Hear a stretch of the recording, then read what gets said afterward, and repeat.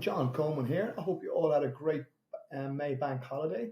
So, where are we now with regard to, well, the three topics: interest rates, property prices, and bank service? Well, I'm going to start with the interest rates. There's a meeting due on the 5th with the European Central Bank, and at this moment in time, it's hard to call what they're going to do. Previously, they would always have signaled that the rates were going to go up at their next meeting. At their last meeting, they pretty much said it was going to be data driven. So when they analysed has happened with the inflation and probably taking into account what might have happened with the American bank, they will make a call. Hopefully, and this will, if they are going to make a rate increase, it will be the last one. That seems to be the expectation anyway.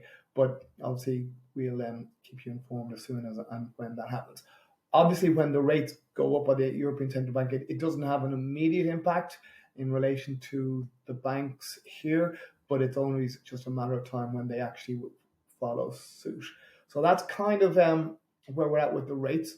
I suppose that leads on to, well, what's going to happen with the prices? Well, there's kind of two schools of thought on that. One school of thought is basically with the rates going up, it has to dampen demand, and ultimately that is going to bring prices down. That will be one kind of overview. The second overview is, and one that I'm more inclined to go with, is whereby, well, the supply is still really, really weak. So if supply is weak and demand is strong, well, prices tend to go up. But given that the rates are going up, my view is that there's going to be just a cooling off period based on what's happening with the rate market. And while the headline figures might say, "Oh, I've seen rates go down," or sorry, I've seen prices go down. I've seen clients of mine getting involved in bidding wars. Then on the other hand, I've seen clients of mine getting a house where they might have previously had to get into bidding wars. So I would take a view that it's kind of market by market, but if you're taking a look at it in totality, you're probably looking at a kind of a cooling off period. And then what will happen next with the rates will probably dictate whether there is a bigger decrease in prices, or if rates were to come back down again in the future, well, the gap between supply and demand again would potentially push prices back up. So at the moment, it's kind of a wait and see. My personal view is for the next 6 months, nothing much will happen with the prices in terms of going up or going down. But that's just one man's opinion. So I hate the service. I really hate saying this, but it's still pretty average and pretty ordinary. I'm having to spend a lot of time telling people, please go and check first-time buyer forms, because the service some of the banks are giving at the moment is embarrassing me as a professional who likes to give a very good service. So all I can say is we are in the background continually trying to get banks to get better service, and they're fully aware of it, but it hasn't happened as yet.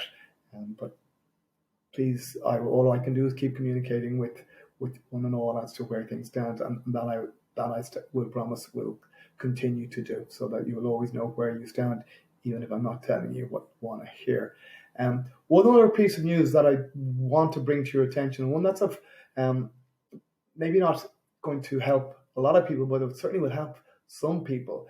The first home scheme, which was brought in last year, which was designated only to new properties, has now been extended to second-hand properties if you've been given notification of termination.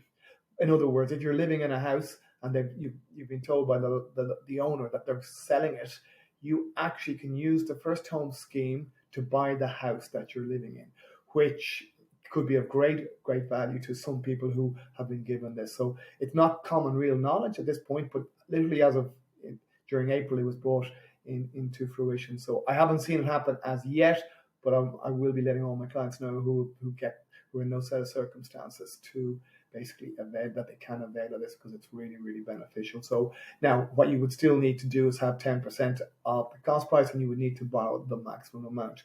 But if you're short, the first home scheme will make up the difference. So that is a really, really useful piece of information to share. So anyway, I hope you've all, as I said, have a great weekend. And obviously, if you have any queries on any of what we discussed today, just drop me a line and I'll be here to help. Talk to you soon. Bye.